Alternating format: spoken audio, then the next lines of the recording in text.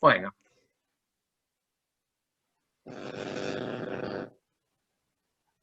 empezamos entonces. Hoy les voy a presentar a Roberto Juarrós. Ahí tienen una foto. Es un poeta, escritor, crítico, bibliotecario argentino que nació en 1925 y falleció en 1995, o sea, vivió 70 años. Acá tienen una foto de Roberto Juarrós, más joven, su firma. Y este autor nació en la provincia de Buenos Aires, en Coronel Dorrego.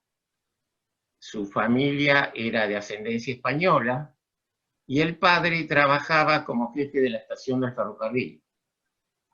Después se mudaron con toda su familia a Adrogué y allí Juarrós trabajó como bibliotecario en el Colegio Nacional. Y como muchos escritores que han estado tanto tiempo en bibliotecas, Juarrós, Borges, que fue bibliotecario en la Biblioteca Nacional, estaba rodeado por libros, muy lector. Y estudió bibliotecología en la Universidad de Buenos Aires y luego terminó su instrucción en la Sorbona, en París. Juarrós no es muy conocido, no era una persona así muy mediática, amigo de los cánones literarios, de aparecer en público. Tampoco se definió en cuestiones políticas. Él en realidad era siempre, consideraba que eso era como el mayor enemigo de la poesía. Entonces, prácticamente jamás emitió su opinión. Y trabajó como experto en bibliotecología para muchos organismos internacionales, como por ejemplo la UNESCO. En el año 1958 fundó una revista que se llamaba Poesía igual Poesía y que fue editada hasta mediados de los años 60. Él se caracteriza por una escritura muy clara, con textos de tipo reflexivo, casi filosófico. Van a ver que no hay metáforas ni giros rebuscados, complicados. Pareciera todo muy directo, muy fácil de entender, pero tiene una reflexión, una gran profundidad, que a veces lo que parece fácil nos hace decir qué me han dicho y nos obliga a pensarlo nuevamente. Entre sus influencias está Vicente Huidobro, el romanticismo alemán, el simbolismo francés, y admirador de estos grandes autores como Novalis, Apollinaire, Rilke, Rimbaud, y el argentino Antonio Porcia, que es uno de los que más influyó en su literatura.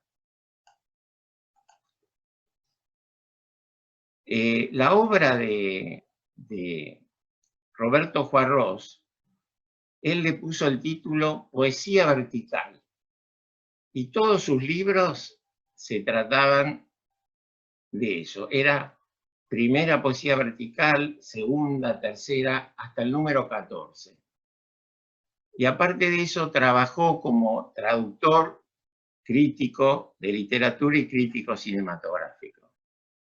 Murió en Temperley cuando tenía 69 años y dejó viuda a su pareja, que era también escritora, Laura Serrato. Acá lo tiene una foto, está Roberto Juarrós y Laura Serrato. Bueno, en cuanto a su obra, como ya les comenté, escribió 15 tomos, 14 de ellos se titulan Poesía vertical, con un número. primera, segunda, tercera.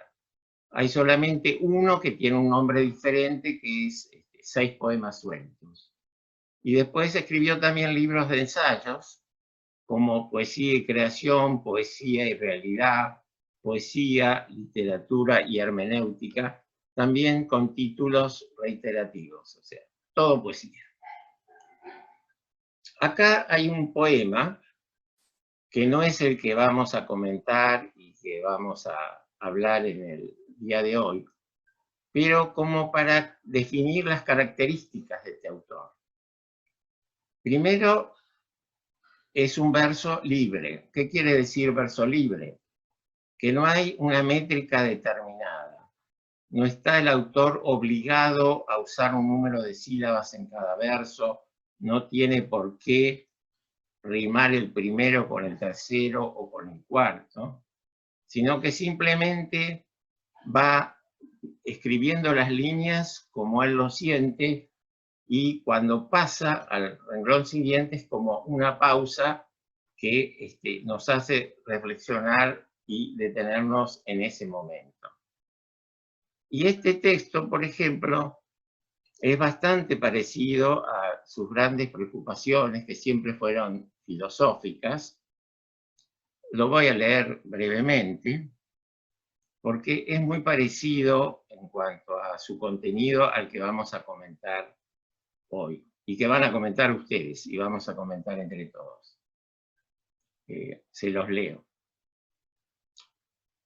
Pienso que en este momento, tal vez nadie en el universo piensa en mí, que solo yo me pienso, y si ahora muriese, nadie, ni yo, me pensaría. Y aquí empieza el abismo, como cuando me duermo. Soy mi propio sostén y me lo quito. Contribuyo a tapizar de ausencia todo. Tal vez sea, por esto, que pensar en un hombre se parece a salvarlo. Bueno, difícil y fácil. Fácil de entender, pero con un pensamiento así reflexivo en cuanto a la existencia, al pensamiento.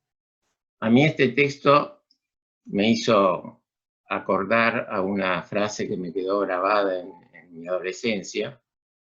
Hay un libro del novelista griego Nikos Kazantzakis que se llama El pobre de Asís, es la vida de San Francisco. Y en algún momento, refiriéndose a Jesucristo, dice, pensar en algún momento murió el último hombre que vio personalmente a Jesús. Y como que eso es como una segunda muerte. O sea, de qué manera nuestro ser o lo que somos está viviendo en los que nos conocen y nos piensan. Y fíjense ustedes lo que pasa con nuestros abuelos, nuestros padres, las personas que ya no están, cómo siguen viviendo en nuestra memoria, en nuestro recuerdo.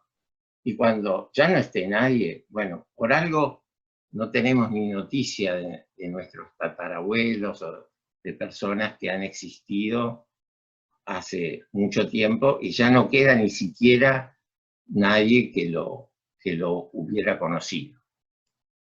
Bueno, esto es una breve introducción.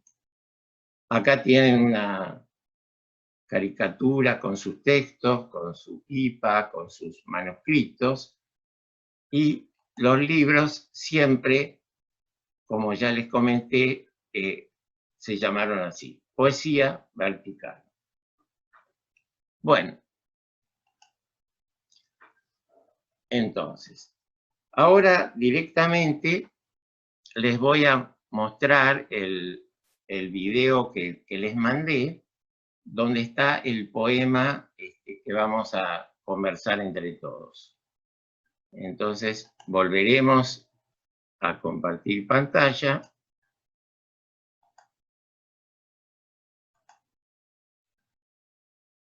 Esperen que lo agrandamos.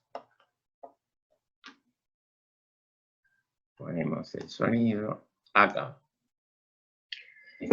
De Roberto Juarros, en 14ª poesía vertical. La soledad infinita del pensar aterra los espacios celestes.